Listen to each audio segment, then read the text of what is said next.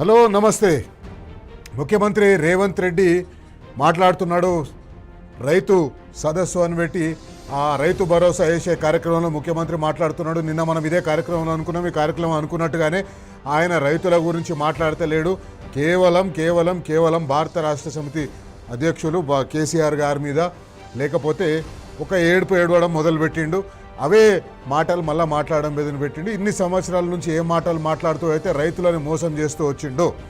రైతులకు నువ్వు రైతు బంధు కరెక్ట్గా ఎందుకు ఇస్తలేవు, రైతులకు యూరియా ఎందుకు ఇస్తలేవు, రైతులకు కరెంట్ ఎందుకు ఇస్తలేవు, రైతులకు సాగునీరు ఎందుకు ఇస్తలేవు, ఇవన్నిటినీ కప్పిపుచ్చుకోవడం కోసం, వీటన్నింటి నుంచి తప్పించుకోవడం కోసం ఈరోజు రైతు సదస్సు అని రైతు బంధు వేసే ఒక కార్యక్రమాన్ని అడ్డం పెట్టుకుని ఆ కార్యక్రమాల్లో మళ్ళీ ఒకసారి అబద్ధాల మీద అబద్ధాలు, నోరు తెరిచిన కాడి నుంచి అబద్ధాలు.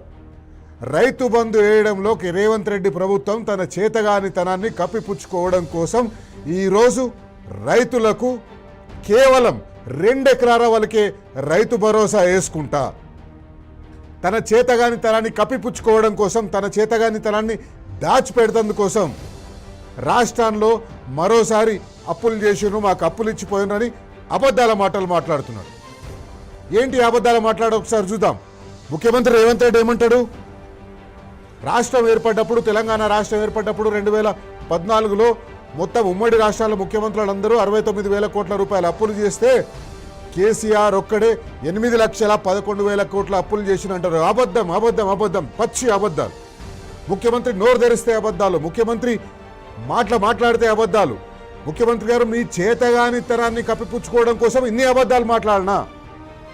రైతులను ఇంత అవమానించాలనా? తెలంగాణ రాష్ట్రం సాధించిన నాయకత్వాన్ని ఇంత అవమానించాలనా? తెలంగాణ రాష్ట్రం కొట్లాడిన రైతులను ఇంత అవమానించాలనా? ఎందుకు? మీకు చేత కాకపోతే చేతులు ఎత్తేయండి. అంతేగాని మీ చేతగానితనాన్ని కప్పిపుచ్చుకోవడం కోసం, చేతగానితనాన్ని దాచిపెడుతందుకోసం తెలంగాణ రాష్ట్రాన్ని అవమానపరచకండి. మీ సోదర ఎంపీ, మీ B team MP Raghunandan Rao గారు పార్లమెంట్లో అడిగిన ప్రశ్నకు మీ దగ్గర సమాధానం ఎక్కడిది? ఏం చెప్పింది పార్లమెంట్లో కేంద్ర ప్రభుత్వం? తెలంగాణ రాష్ట్రం మీద అప్పుల విషయంలో ఏం చెప్పింది? ఎందుకు మీరు తెలంగాణ రాష్ట్ర ప్రజలని ఇంకా తప్పుదో పట్టిస్తారు? మైక్ ఉంది కదా అని చెప్పేసి ఆ మైక్ ముందు మీరు మాట్లాడుతుంటే వినడానికి గొర్రెలు ఉన్నారు కదా అని చెప్పేసి ఆ గొర్రెట్లు చప్పలు కొడుతున్నారు, ఈలలు కొడుతున్నారు అని చెప్పేసి మీరు చెప్పిన అబద్ధాలు వాస్తవాలు అయిపోవు. పార్లమెంట్లో లెక్కలు మారవు. కేంద్ర ప్రభుత్వం, కేంద్ర ఆర్థిక మంత్రిత్వ శాఖ దగ్గర ఉన్న లెక్కలు మారవు. క్యాగ్ లెక్కలు మారవు, ఆర్బీఐ లెక్కలు మారవు. ఆ మారని లెక్కల్ని మీరు ప్రతి వేదిక ముందల మీ కాంగ్రెస్ పార్టీ నాయకులున్న మీ ముందల కాంగ్రెస్ పార్టీ నాయకులు కూర్చుంటే ఆ నాయకులు కొట్టే ఈలలకు సప్పట్లకు మీరు అడ్డమైన అబద్ధాలు మాట్లాడుతున్నారు. ముఖ్యమంత్రి రేవంత్ రెడ్డి గారు రఘునందన్ రావు గారు పార్లమెంట్లో ఒక ప్రశ్న అడిగినారు.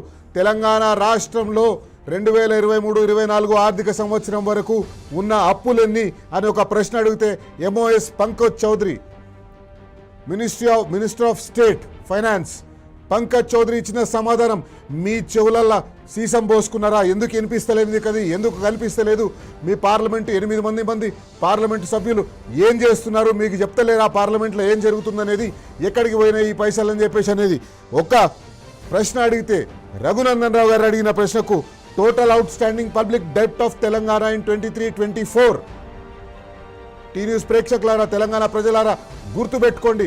ముఖ్యమంత్రి మాట్లాడే అబద్ధాలను ఎక్కడికక్కడ ఖండించవలసిన అవసరం ఉంది, ఎక్కడికక్కడ తిప్పికొట్టవలసిన అవసరం ఉంది. 23-24 out standing public debt of Telangana 3,50,000 కోట్ల రూపాయలు మాత్రమే.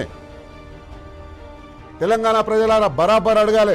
ముఖ్యమంత్రి రేవంత్ రెడ్డి గారు ఎక్కడ మైకు దొరికితే అక్కడ ఇష్టం వచ్చినట్టు అబద్ధాలు మాట్లాడుతున్నాడు, ఇష్టం వచ్చినట్టు తెలంగాణ ప్రజలను మోసం చేస్తున్నాడు. ఏ రకంగా అయితే మోసపూరిత హామీలు ఇచ్చి, ఏ రకంగానైతే అబద్ధాలు చెప్పి, ఏ రకంగా అయితే గోబెల్స్ ప్రచారాలు చేసి తెలంగాణ రాష్ట్రంలో కాంగ్రెస్ పార్టీ అధికారాన్ని హస్తగతం చేసుకుందో, ఏ రకంగా అయితే హస్తం పార్టీ తెలంగాణ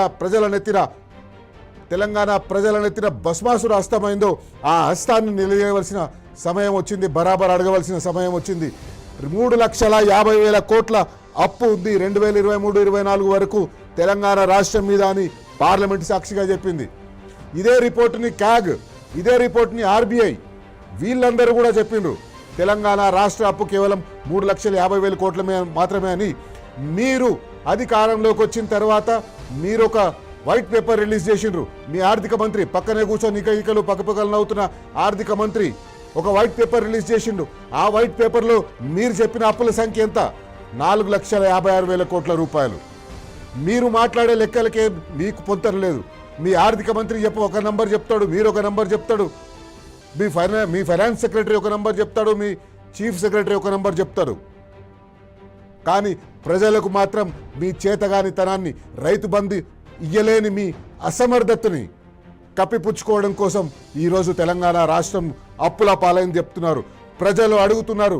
ప్రజలకు ఏ రకంగా అయితే బీఆర్ఎస్ పార్టీ అధికారంలో ఉన్నప్పుడు 2014 నుంచి 2024 వరకు ఏ రకమైన పథకాలు ప్రజలకు అందినాయో ఆ పథకాలను ఇవ్వడం మీకు చేతగాక ఈరోజు మీరు అప్పుల రాగం అందుకున్నారు. ఏమన్నారు? ఈరోజు పత్రికల్లో ప్రకటనలు ఇచ్చిండ్రు. 12,000 కోట్ల రైతు భరోసా. ఎక్కడ 12,000 రూపాయల రైతు భరోసా ఇస్తున్నారు మీరు? ఎక్కడ ఇచ్చిండ్రు రైతు భరోసా? ఎప్పుడు ఇచ్చిండ్రు? ఏడింది. ఈరోజు మీరు ఇచ్చింది ఎంత? ఈరోజు మీరు ఇచ్చింది కేవలం 2,482 కోట్లు మాత్రమే. 9,000 కోట్లు ఇస్తామని చెప్పేసి పత్రికల్లో పెద్ద ప్రకటనలు చేసుకున్నారు. రైతులందరూ ఎదురు చూసిండ్రు. మాకు వస్తుంది, ఈరోజు మాకు 3 ఎకరాలు ఉంటే 3 ఎకరాలు, 4 ఎకరాలు ఉంటే 4 ఎకరాలు, 5 ఎకరాలు ఉంటే 5 ఎకరాలకు రైతు భరోసా పడుతుందని చెప్పేసి రైతులు ఎదురు చూస్తే వాళ్ళ కళ్ళల్లో మట్టి పోసిండ్రు. వ్యవసాయ పనులు మొదలైపోయినాయి. నిన్ననే ఏరువాక పుణ్యం ఉండే.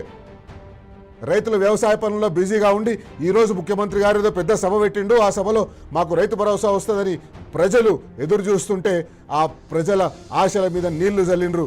కేవలం 2 ఎకరాలకే ఈరోజు మీరు రైతు భరోసా ఇస్తున్నారు. మళ్ళా కథలు చెప్తున్నారు. ఇంతకుముందు యాసంగి సందర్భంలో 45 రోజుల్లో మేము 9,000 కోట్ల రూపాయలు రైతు భరోసా వేస్తామని చెప్పేసి అన్నారు. కానీ 2 ఎకరాలకే వేసేసి 4,000, 5,000 కోట్లకే ఆపేసిండ్రు. 5,000 కోట్లు ఎగ్గొట్టిండ్రు. ఈరోజు కూడా మీరు అదే చేయబోతున్నారు.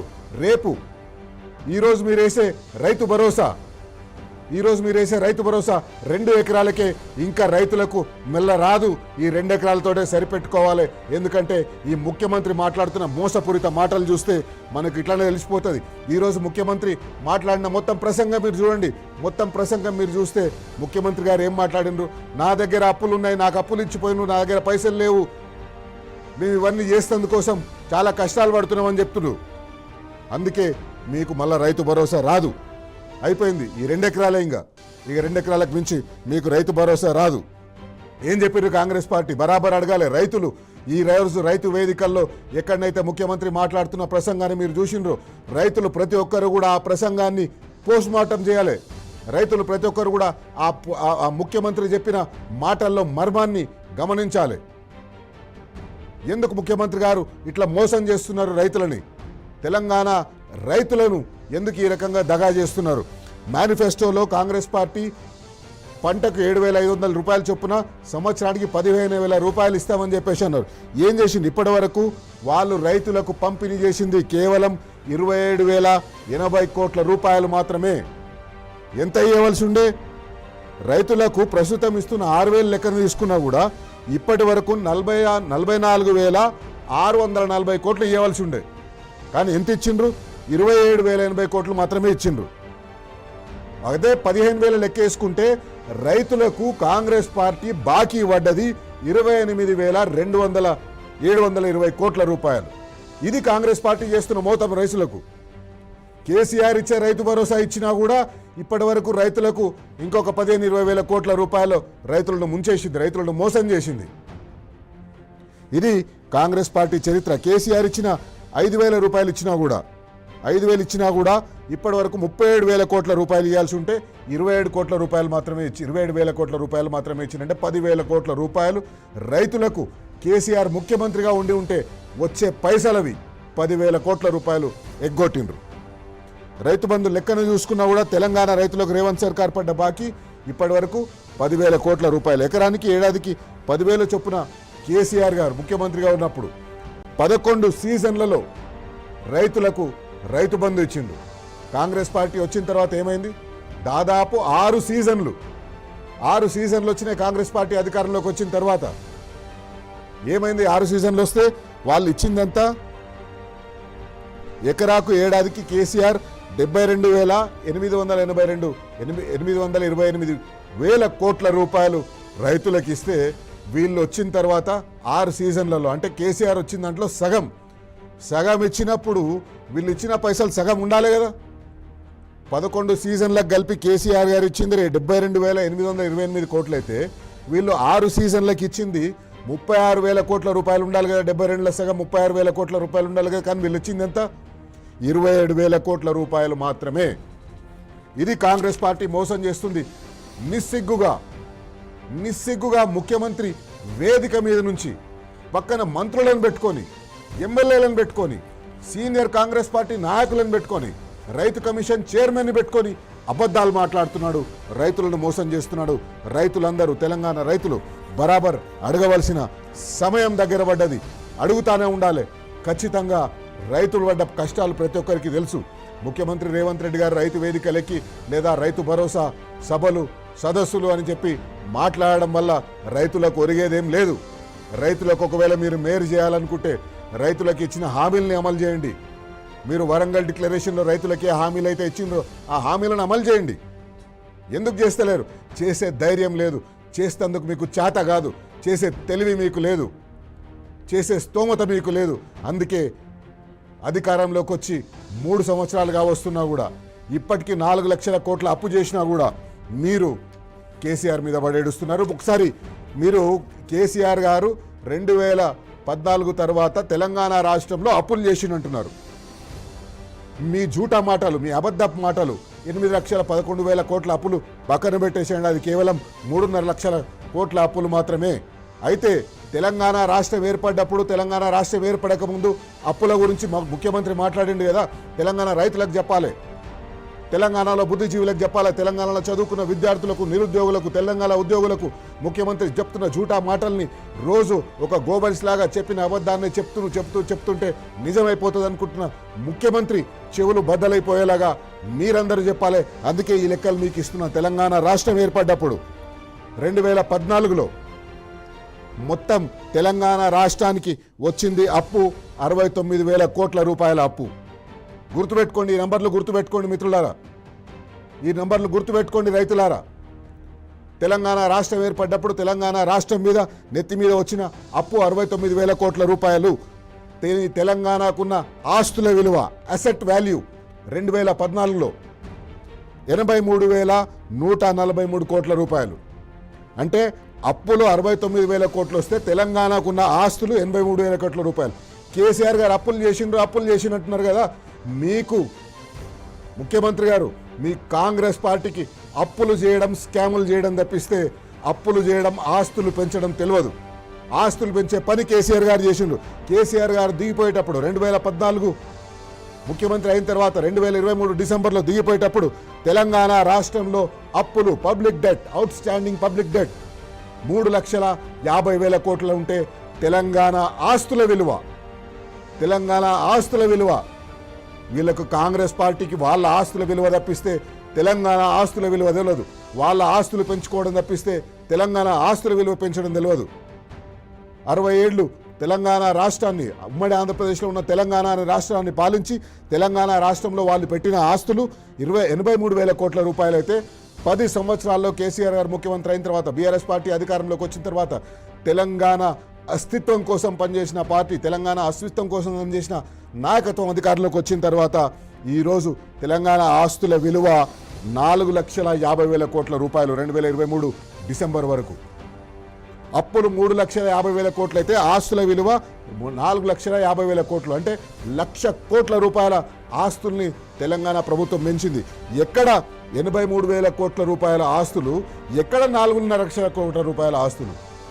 అప్పులు చేసిండ్రు ముఖ్యమంత్రి ఒకసారి సోయి తెచ్చుకొని మాట్లాడండి. ఆర్థిక శాఖ మంత్రి గారు సోయి తెచ్చుకొని మాట్లాడండి. అప్పులు తీసుకొచ్చి ఆస్తులు పెంచిండ్రు. ఈరోజు ఏ జిల్లా హెడ్ క్వార్టర్లో కూడా పోయినా మీకుండే కలెక్టరేట్లు చెప్తాయి, మీకుండే మెడికల్ కాలేజీలు చెప్తాయి, హైదరాబాద్లో 4 దిక్కులో ఉన్న టీమ్స్లు చెప్తాయి. రైతులు ఏ రైతు వేదికల దగ్గర కూర్చున్నారో ఆ రైతు వేదికలు చెప్తాయి. తెలంగాణ రాష్ట్రం ఏర్పడ్డ తర్వాత తెలంగాణ ఆస్తుల విలువ ఎన్ని లక్షల కోట్లకు పోయిందో మీకు అది చేత కాదు. అది చేతగాక ఈరోజు మీరు అడ్డగోలు మాటలు మాట్లాడుతున్నారు. అందుకే ముఖ్యమంత్రి రేవంత్ రెడ్డి గారిని ప్రశ్నించాలి.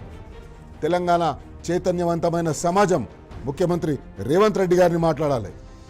ఈరోజు హరీష్ రావు గారు ఈ రైతు ఆశీర్వాద సభనో లేకపోతే రైతు భరోసా సదస్సు అని ముఖ్యమంత్రి పెట్టిన నార్మల్గా అయితే రైతు భరోసా అనేది ఆటోమేటిక్గా పడిపోతుండాలి అకౌంట్లో.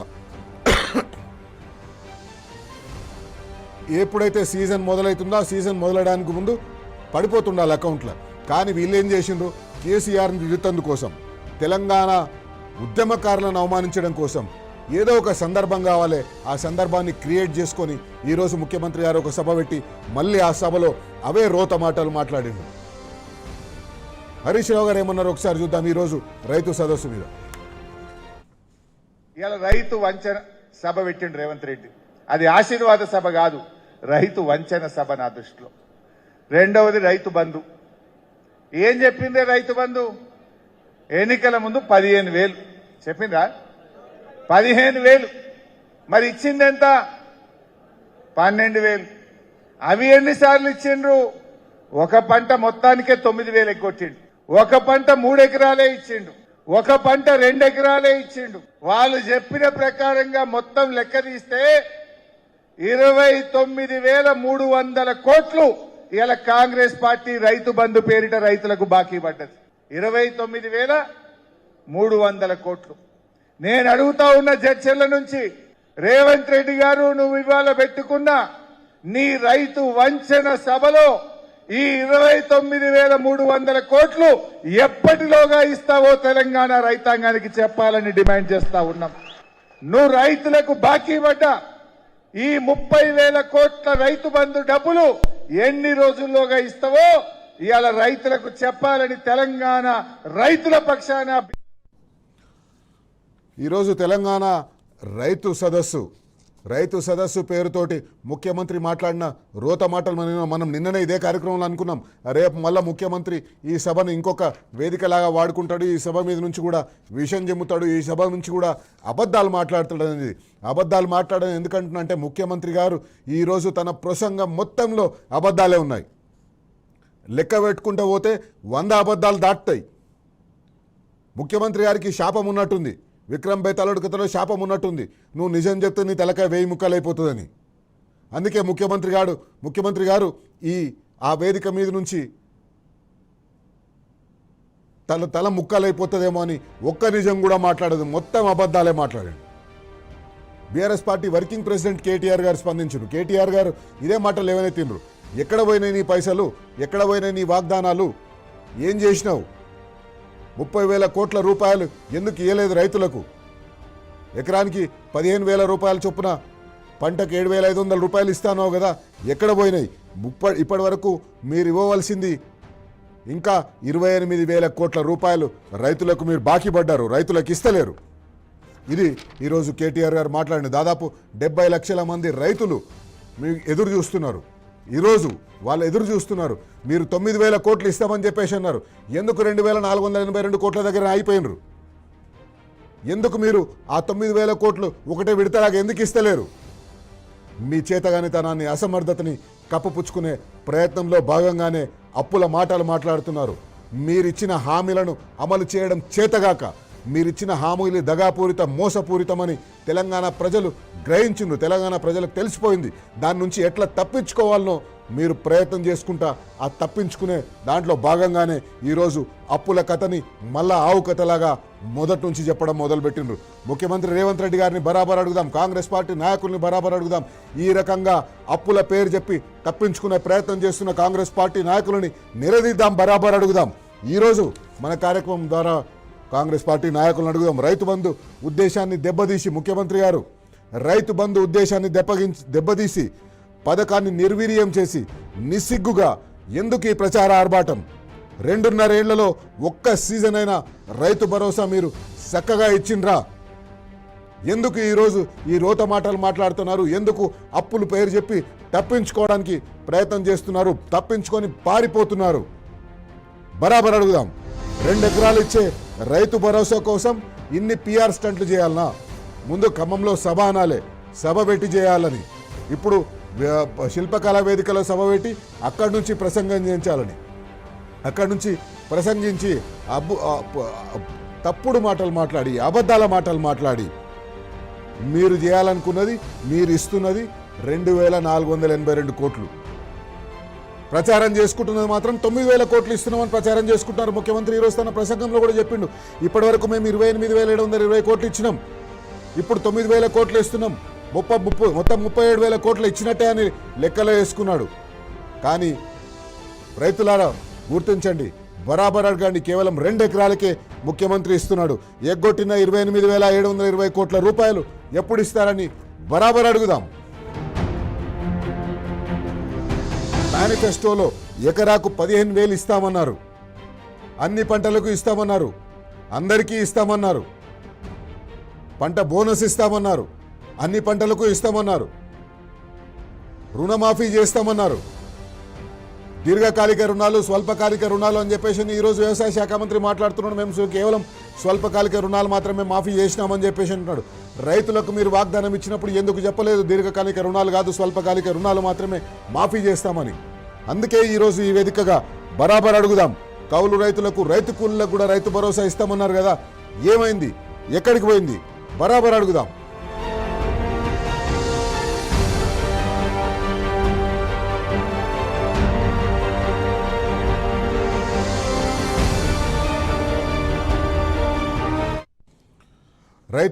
రైతు సదస్సుని, రైతు భరోసా వేసే ఒక కార్యక్రమాన్ని ముఖ్యమంత్రి వేదికగా వాడుకొని ఆ వేదిక నుంచి అబద్ధపు ప్రచారాలు, అబద్ధపు మాటలు, రైతుల ఆగ్రహాన్ని ఎట్లా తప్పించుకోవాలి, రైతులకు చేసిన మోసాన్ని ఎట్లా తప్పించుకోవాలి, ఇది మాత్రమే ఈరోజు ఆ సభలో ఎజెండాగా కనిపించింది. ఆయన ఒక్కడే కాదు, ఆయనతో పాటు మాట్లాడిన మంత్రులందరూ కూడా కూడబలుక్కొని మనం చేతగానితనాన్ని మనం కప్పిపుచ్చుకోవాలి. ప్రజలకు తెలిసిపోయింది, రైతులకు తెలిసిపోయింది, మనకు చేతనైతే లేదు రైతు భరోసా ఇవ్వడం, మనకు చేతనైతే లేదు రైతులను రాజులు చేయడం, మనకు చేతనైతే లేదు రైతులకు ఇచ్చిన వాగ్దానాల్ని అమలు చేయడం అని గ్రహించి తప్పించుకునే దారిలో భాగంగానే ఈరోజు అప్పుల మాటలు తెర మీదకి తీసుకొచ్చిండ్రు.